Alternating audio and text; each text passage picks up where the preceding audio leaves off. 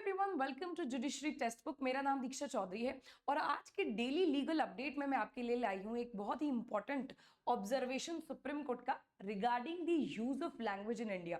तो देखो, इंडिया जो है वो एक डाइवर्सिफाइड नेशन है और उसकी ब्यूटी जो है, यहाँ पे जो सुंदरता है वो उसकी विविधता में ही मौजूद है। ठीक है, और इसी के बेसिस पे अगर देखा जाए तो यही जो है एपिक्स कोर्ट का एक ऑब्जर्वेशन हमको देखने को मिला है, जहां पे बोला गया है कि लैंग्वेज किसी भी तरीके का बैरियर, किसी भी तरीके की रुकावट नहीं हो सकता है हमारे पर्टिकुलर कंट्री में लोगों के आपस में कम्युनिकेशन करने के लिए। तो केस का नाम देखा जाए तो miss Varsha Taye versus the state of Maharashtra, और अगर बेंच में जजेस के नाम देखे जाए तो honourable justice Sudhanshu Dhulia and K Vinod Chandran जो है यहाँ पे मौजूद थे। तो बेसिकली देखिए, ये न्यूज में क्यों रहा है, उर्दू और हिंदी लैंग्वेज के यूज पे बेसिकली ये न्यूज में रहा है पर्टिकुलर केस, जहाँ पे बोला है कि उर्दू हो या हिंदी हो, दोनों ही एक ही भाषा है। देयर ऑल दोनों जो है both are one language only according to a scholar.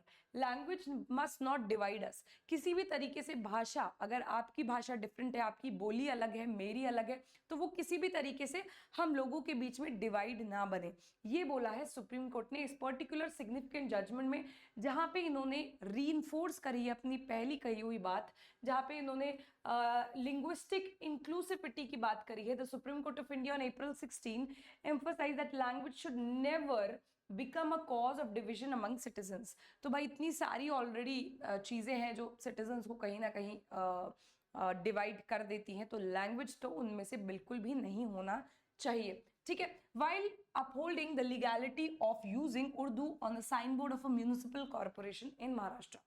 तो बेसिकली महाराष्ट्र में मराठी के साथ साथ एक साइन बोर्ड जैसे आप देखते हैं, तो उसमें मराठी भी यूज थी एंड उर्दू भी उसके साथ यूज थी।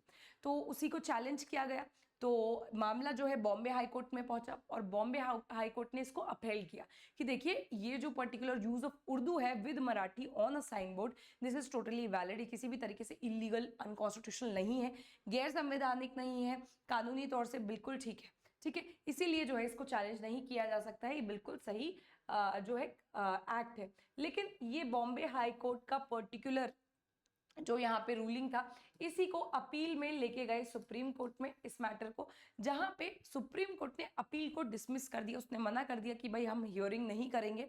फर्दर सुप्रीम कोर्ट ने बॉम्बे हाई कोर्ट की इस पर्टिकुलर बात को जो है यहाँ पे बिल्कुल सही ठहराया और कुछ अपनी भी ऑब्जर्वेशंस दी लैंग्वेज के रिगार्ड में।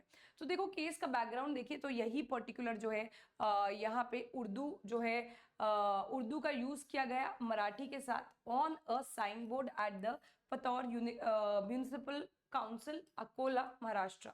तो यहाँ पे इस पर्टिकुलर प्लेस पे जो है ये पर्टिकुलर यूज किया गया। बॉम्बे हाई कोर्ट में ये चैलेंज किया गया, मराठी के साथ साथ उर्दू भाई क्यों यूज किया गया है। सुप्रीम कोर्ट में जो है जब मामला पहुंचा तो सुप्रीम कोर्ट ने अपील को डिसमिस किया और साथ ही साथ बोला कि भाई उर्दू का इंक्लूजन होगा। उर्दू को जो अगर आप किसी और लैंग्वेज के साथ, रीजनल लैंग्वेज के साथ यूज कर रहे हैं, दैट इज टोटली वैलिड। वो किसी भी तरीके से वायलेट नहीं करेगा किसी भी कानून को।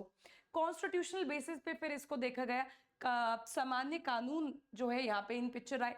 उसके बाद संवैधानिक बेसिस पे बोला गया कि मराठी और उर्दू दोनों ही देखा जाए तो हमारे शेड्यूल 8 में है।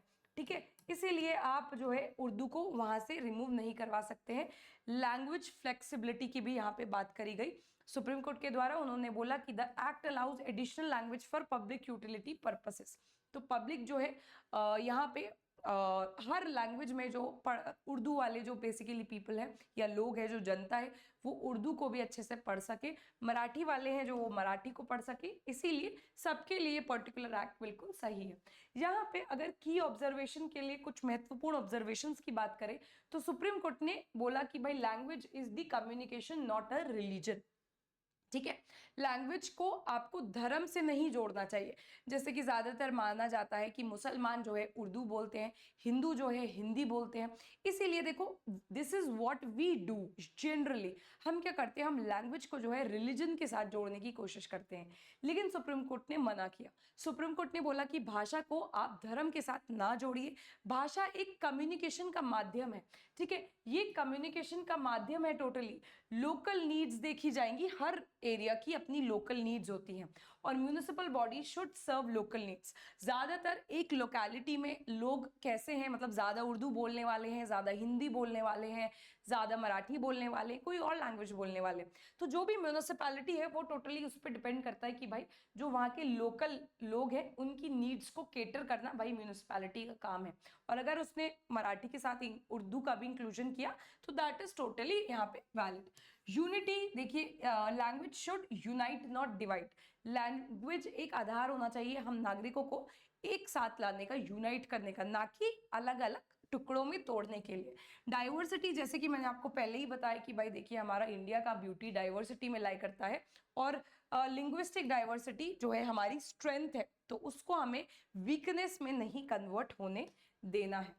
फाउंडेशन ऑफ लिंग्विस्टिक आइडेंटिटी, ये लैंग्वेज के बेसिस पे आइडेंटिफिकेशन कब से शुरू हुआ, what was the basic origin, cultural reflections. तो देखिए Urdu embodies India's composite culture blending diverse traditions.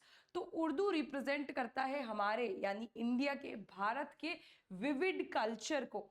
Linguistic diversity, Urdu is also a significant language in India reflecting the cultural richness. इसके अलावा community ownership, language is a shared cultural asset not a religious one. तो ये एक particular community के लोग जो है साथ में शेयर करके बोलते हैं, ना कि एक पर्टिकुलर रिलीजन के लोग, ठीक है। कॉलोनियल इन्फ्लुएंस, तो बेसिकली ब्रिटिश से क्या इन्फ्लुएंस है। The association of language with religion is a historical artifact. तो बेसिकली ये हिस्ट्री का जो है, हिस्ट्री से थोड़ा सा जुड़ा हुआ है, रादर देन कि हम उसे टोटली रिलीजन पे से यहाँ पे जोड़े। Linguistic and scholarly perspective, scholars ने देखिए क्या क्या बोला है लैंग्वेज के लिए, कि लैंग्वेज देखिए ज्ञानचंद जैन के द्वारा बोला गया कि Hindu and Urdu are not two languages, the division is political. तो ज्ञानचंद्र जैन जी ने बोला कि भाई देखिए हिंदी हो चाहे उर्दू हो, ये दोनों ही एक भाषा है, अलग अलग भाषाएं नहीं है। ये अलग अलग बनाई जा रही हैं राजनीति के माध्यम से, राजनीति के बेसिकली पर्सपेक्टिव से इसको एक डिवाइड दिया जा रहा है। अमृत राय हो चाहे अब्दुल हक, रामविलास शर्मा, इन्होंने बोला Hindustani was one seen as the ideal national language. तो इन्होंने बोला कि भाई देखो एक टाइम पे जो हिंदुस्तानी लैंग्वेज है वो हमारे देश की आइडियल लैंग्वेज जो है वो कंसिडर करी जाती थी। अब उर्दू और हिंदी आपस में क्या चीजें शेयर करते हैं, तो ग्रामर देखो, फोनोलॉजी, सिंटेक्स, ओनली स्क्रिप्ट्स जो है वो थोड़ी डिफरेंट है, ठीक है। ये जो स्क्रिप्ट्स हैं यही थोड़ी डिफरेंट है, बाकी बहुत सारी ऐसी चीजें हैं जो उर्दू और हिंदी आपस में शेयर करते हैं। कॉन्स्टिट्यूशन में, यानी कॉन्स्टिट्यूशन जब हमारा बना था, कॉन्स्टिट्यूएंट असेंबली का जो है यहाँ पे गठित की गई थी, उस टाइम कॉन्स्टिट्यूएंट असेंबली में भी लैंग्वेज को लेके काफी सारी डिबेट्स चली, ठीक है। Constituent assembly was deeply divided on the national language. तो भाई क्योंकि अलग अलग देखिए एरिया से लोग थे, कोई महाराष्ट्र से था, कोई नासिक से था, कोई यहाँ पे कर्नाटका से था, कोई कश्मीर से था, ठीक है। पूरे इंडिया में अलग अलग रीजन से जो है लोग कॉन्स्टिट्यूएंट असेंबली में मौजूद थे, ठीक है। तो सबका यही मानना था कि काफी ज्यादा थोड़ा डिवाइड था, एक लैंग्वेज पे, एक नेशनल लैंग्वेज पे आने में काफी ज्यादा डिबेट्स, आपस में बहुत ज्यादा बहस जो है, चर्चा यहाँ पे चली। ऑस्टिन की अगर बात करें, इन्होंने बोला it notes that nearly it was a breaking point. इन्होंने कंसिडर किया कि यार जब लैंग्वेज का मुद्दा हमारे कॉन्स्टिट्यूएंट असेंबली में ओरिजिनेट हुआ था, एक बार को लगा कि यार ये कॉन्स्टिट्यूएंट असेंबली का जो है ये ब्रेकिंग पॉइंट है, यानी कॉन्स्टिट्यूएंट असेंबली को ये मैटर तोड़ के रख देगा, ठीक है। कॉम्प्रोमाइज रीच्ड ऑन हिंदी, लेकिन नॉनदलेस जो कॉम्प्रोमाइज है वो सारे ही मेंबर्स के बीच में हो गया था कि भाई हिंदी हमारी राज्य भाषा जो है वो बनेगी, ठीक है। तो ये देखिए यहाँ पे जो है कॉम्प्रोमाइज किया गया, हिंदी राज्य भाषा बनेगी अंडर आर्टिकल 343, मोस्ट इंपॉर्टेंट। और लैंग्वेज का मुद्दा तो देखिए ज्यादातर कंट्रोवर्सी में रहता ही है, इसीलिए ये सारे डिटेल्स आपको जानने इंपॉर्टेंट बन जाते हैं। हिंदुस्तानी दो पॉपुलर लॉस्ट प्रोमिनियंस आफ्टर पार्टीशन। तो देखिए हिंदुस्तानी लैंग्वेज जो थी वो काफी पॉपुलर मानी जाती थी 1947 तक, लेकिन जब पार्टीशन हुआ तो इसका रुख जो है बदल गया, इसने अपनी इंपॉर्टेंस जो है इसकी कम हो गई due to the partition. Unveiling the linguistic consequences of partition. तो देखिए पार्टीशन के लिंग्विस्टिक फॉलआउट्स क्या थे, जब पार्टीशन हुआ तो उससे लैंग्वेज यानी भाषा पे किस तरीके का प्रभाव पड़ा। देखिए puritanism in both camps, Hindi became more Sanskritized, Urdu drifted towards Persian vocabulary और British exploited this divide creating a religious lens on language identity. तो देखो हिंदी बोलने वाले लोग डिवाइड हो गए, उर्दू बोलने वाले लोग डिवाइड हो गए। हिंदी में जो है संस्कृत का हमको यहाँ पे थोड़ा इंक्लिनेशन दिखने लगा, और इसी को जैसे ही ये डिवाइड हुआ, पार्टीशन के बाद चेंजेस आए, इसको भाषा को भी एक जो है मुद्दा बनाया गया ब्रिटिशर्स के द्वारा हम लोगों को डिवाइड करने का, और हम लोगों को फर्दर जितना हद तक हो सकता है उस हद तक एक्सप्लॉइट करने के लिए। Language policy and article 345, Article 345 allows states to adopt any language in Schedule 8 as a official language। तो देखो यहाँ पे आर्टिकल 345 बोलता है कि भाई कोई भी राज्य चाहे, any state, if any state wants, वो अपनी स्टेट में खुद की अपनी ऑफिशियल लैंग्वेज बना सकता है। अब भाई इतनी सारी लैंग्वेज है, कौन सी ऑफिशियल लैंग्वेज बनाएगा? कोई भी लैंग्वेज। 22 लैंग्वेजेस दी गई हैं हमारे शेड्यूल 8 में, ठीक है। ऑफिशियल लैंग्वेजेस शेड्यूल 8 में दी गई हैं, 22 जो है टोटल लैंग्वेजेस इसमें दी गई हैं। और ये 22 लैंग्वेजेस में कोई भी एक लैंग्वेज जो है, यहाँ पे ये कोई भी स्टेट, फॉर एग्जांपल यूपी अगर अपना कोई इन पर्टिकुलर 22 लैंग्वेजेस में अपनी कोई ऑफिशियल लैंग्वेज बनाना चाहता है, it can do that under article 345। इसके अलावा Urdu has been adopted as a second official language in Andhra Pradesh, Bihar, Jharkhand, Telangana, UP, West Bengal, also recognised in Delhi and JNK। तो देखिए उर्दू जो है सेकंड ऑफिशियल लैंग्वेज ये सारे स्टेट्स में जो है रिकॉग्नाइज करी गई है, और ये क्योंकि यूटीज है यहाँ पे भी रिकॉग्नाइज्ड है, ठीक है, as a second official language. In news क्यों है? देखिए ये हम ऑलरेडी देख चुके हैं, एक डिवीजन बेंच जो है सुप्रीम कोर्ट की कॉन्स्टिट्यूट हुई थी, जिसने ये मैटर हियर किया कि भाई बॉम्बे हाई कोर्ट ने ये जो पर्टिकुलर उर्दू और मराठी का यूज यहाँ पे म्यूनिसिपल बोर्ड में किया है, क्या वो सही है, क्या वो गलत है? बॉम्बे हाई कोर्ट ने तो उसे सही ठहराया, लेकिन सुप्रीम कोर्ट में justice honourable justice Sudhanshu Dhulia and K Vinod Chandran ने डिसमिस कर दी अपील कि भाई देखो ये मैटर जो है अपील में हम लोग नहीं हियर करेंगे। Strongly advocated for linguistic harmony and cultural appreciation, ठीक है। तो बेसिकली बॉम्बे हाई कोर्ट का जो यहाँ पे रूलिंग था उसी को अपहेल्ड किया गया। कोर्ट का क्या रिमार्क रहा, ये हमारे लिए इंपॉर्टेंट रह सकता है। Language is a medium for exchange of ideas that bring people holding diverse views and beliefs closer. यानी देखो लैंग्वेज जो है एक तरीके से यहाँ पे हमारा मीडियम है, जिससे कि हम लोग एक दूसरे से अपने थॉट्स, हम लोग किस तरीके से क्या फील कर रहे हैं वो आपस में शेयर कर सके, ठीक है। और इसको जो है हमें पास सिटीजन्स को एक दूसरे के करीब लाने के लिए ये चीज यूज होनी चाहिए, ना कि दूर ले जाने के लिए। अगेन यहाँ पे मैं एक वर्ड जो है वो आपका ध्यान उस तरफ ले जाना चाहूंगी। हमारे प्रियम्बल में फेटर्निटी वर्ड का इस्तेमाल किया हुआ है, जहाँ पे यूज्ड है फर्टर्निटी का मतलब ब्रदरहुड, जिसका मतलब ये है कि भाई देखिए हर तरीके से जो है पूरे इंडिया में जितने भी लोग हैं आपस में भाई बहनों की तरह इस फीलिंग से आपस में रहे, एक सेंस ऑफ क्लोजनेस, एक सेंस ऑफ फ्रेंडशिप या brotherhood, and it should not become a cause of their division. तो लैंग्वेज किसी भी तरीके से डिवीजन का कॉज नहीं बनना चाहिए। The judgment authored by justice Dhulia upheld the high court ruling and addressed several constitutional, historical and sociologistic aspects surrounding the Urdu language। तो देखो जजमेंट लिखी गई और उसमें बहुत सारे एस्पेक्ट जो है लैंग्वेज के आधार पे, लैंग्वेज के बेसिस पे जो है यहाँ पे कंक्लूड किए गए जस्टिस धौलिया के द्वारा, और उर्दू लैंग्वेज के बारे में काफ़ी सारा जो है इन्होंने चर्चा करी है, यहाँ पे बातें करी हैं। तो इस जजमेंट को अगर आप डिटेल में भी पढ़ोगे, इसका ऑफिशियल जो भी यहाँ पे मेन आपका ओरिजिनल जजमेंट है उसको अगर आप पढ़ोगे तो भी आपके लिए वो बेनिफिशियल साबित मिलेगी होगी। आपको बहुत सारे की हाईलाइट्स उसमें से मिलेंगे, एग्जामिनेशन पर्सपेक्टिव से हमेशा जो है आपको हेल्प करेगी। तो अगर आप वो जजमेंट भी देखना चाहते हो, you can see that from my Telegram channel only.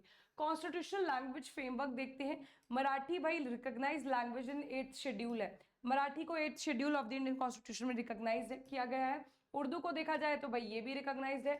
Maharashtra local authorities act, जहाँ पे महाराष्ट्र में क्योंकि उर्दू और मराठी का यूज हुआ गया है, allows additional language in local governance. तो भाई लोकल गवर्नेंस में एडिशनल लैंग्वेज यानी कोई और भी एडिशनल लैंग्वेज का इस्तेमाल किया जा सकता है।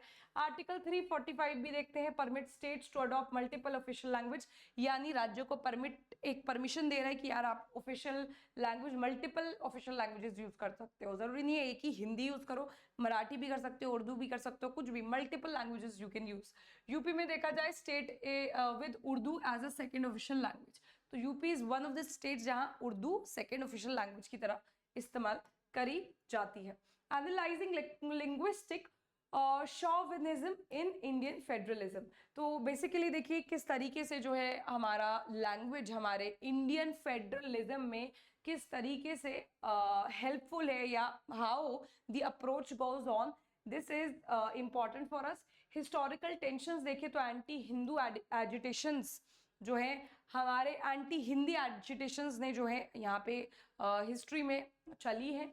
Regional identity conflicts, basically regional languages और हिंदी लैंग्वेजेस के यूज में हिस्ट्री में भी देखा जाए तो काफी यहाँ पे कॉन्फ्लिक्ट हमको देखने को मिला है। पॉलिटिकल मैनिपुलेशन, देखो राजनीतिक पर्पसेस से भी लैंग्वेजेस को बहुत बारी यूज किया जाता है, language as a political tool use किया जाता है। एक्सक्लूशनरी पॉलिसीज जो है इस तरीके से यूज करी जाती हैं। डिस्क्रिमिनेशन यानी भेदभाव जो है, लैंग्वेज बेस्ड डिस्क्रिमिनेशन भी होता है काफी जगह। And inclusion from exclusion from opportunities, काफी जगह देखिए लैंग्वेज का एक बैरियर हमको सामने देखने को मिलता है जो कि अपॉर्चुनिटी आपको अचीव करने से या अपॉर्चुनिटी की तरफ जाने से आपको रोकता है। ओनली लैंग्वेज डज दैट, ठीक है। तो ये सब एक पर्टिकुलर देख सकते हैं हम किस तरीके से language works in different area, किस तरीके से लैंग्वेज जो है अलग अलग एरियाज में अफेक्ट कर रही है। The judiciary's role in nation building, reinforcing inclusion, nationalism, upholding constitutional values, promoting integration, preserving cultural sensitivity, तो ये सारे काम है हमारे जुडिशरी के यानी हमारे इंडियन कोर्ट्स के।